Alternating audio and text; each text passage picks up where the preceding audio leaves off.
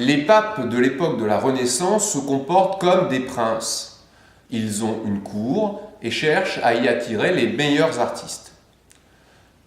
Ils font donc des dépenses colossales. L'exemple le plus connu est l'édification de la basilique Saint-Pierre, la décoration de la chapelle Sixtine par Michel-Ange.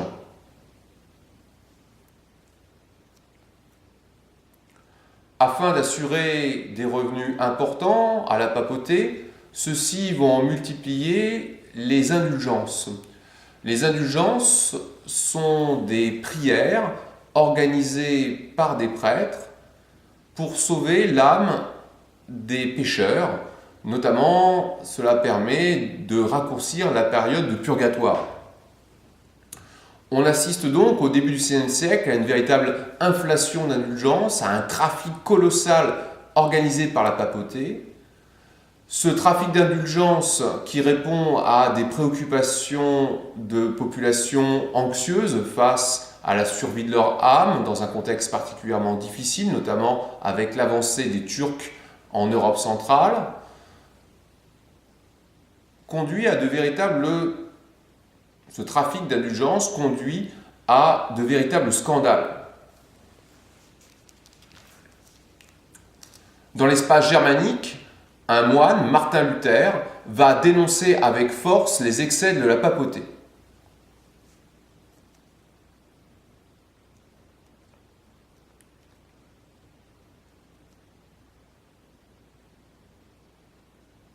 Il dénonce les indulgences, simples papiers visant à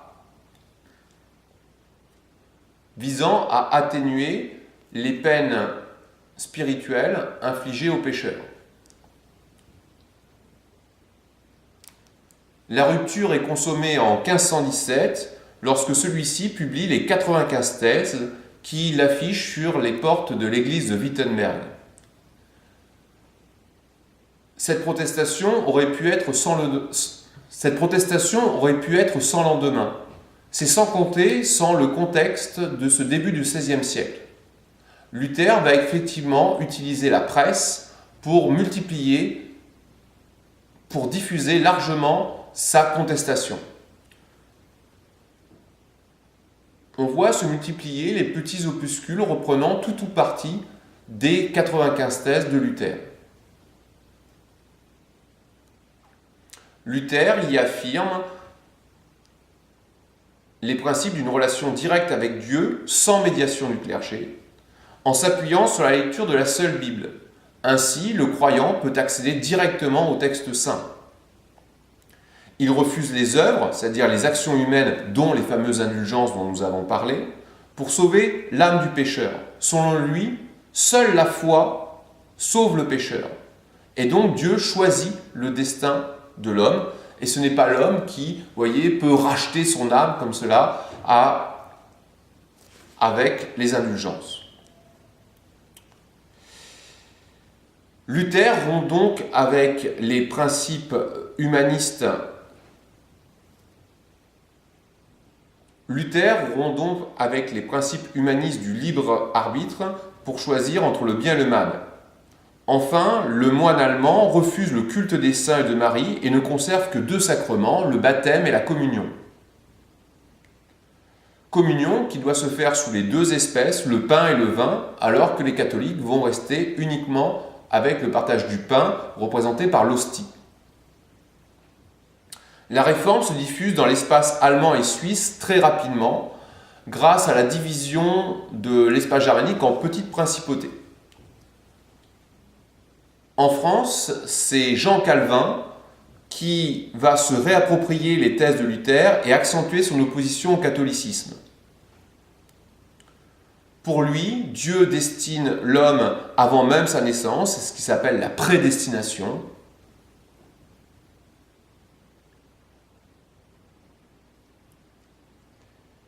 La lutte entre Henri VIII, roi d'Angleterre, et le pape conduit à la naissance de l'église anglicane. Effectivement, Henri VIII voulait divorcer de sa femme, ce que lui refusait le pape.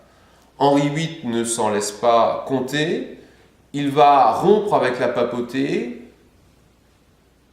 il devient le chef de l'église anglaise qui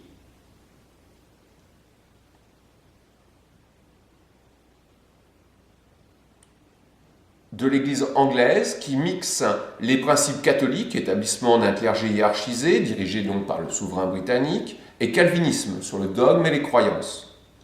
Le schisme conduit donc en prêt.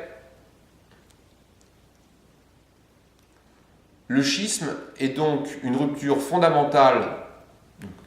Le schisme réformé est donc une rupture fondamentale dans l'histoire de l'Église catholique, dans l'histoire du catholisme, dans l'histoire du christianisme.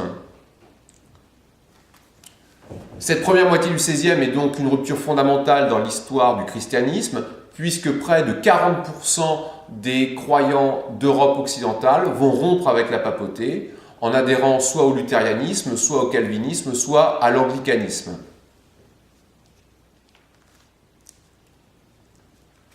Frappée au cœur, l'Église catholique entame un grand programme de contre-réforme pour tenter de reconquérir les espaces perdus.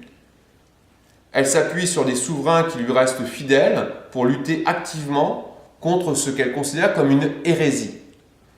Vont alors commencer des guerres de religion qui vont s'étaler tout au long de la deuxième moitié du XVIe siècle. En France, elles s'étaleront des années 1560 jusqu'en 1598. Elles seront marquées par de nombreux massacres. À Tours, la ville est prise en 1562 par les protestants qui vont mettre à sac la basilique Saint-Martin, détruire les reliques de celui qui est considéré comme un saint par les catholiques, vont piller la cathédrale, ce qui explique que les statues qui sont à hauteur d'homme au niveau de la cathédrale ont été entièrement détruites. Et aujourd'hui, les niches sont vides.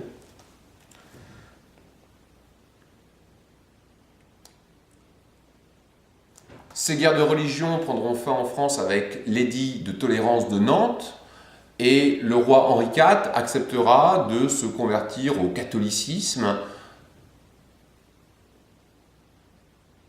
à des fins purement stratégiques avec cette fameuse devise « Paris vaut bien une messe ».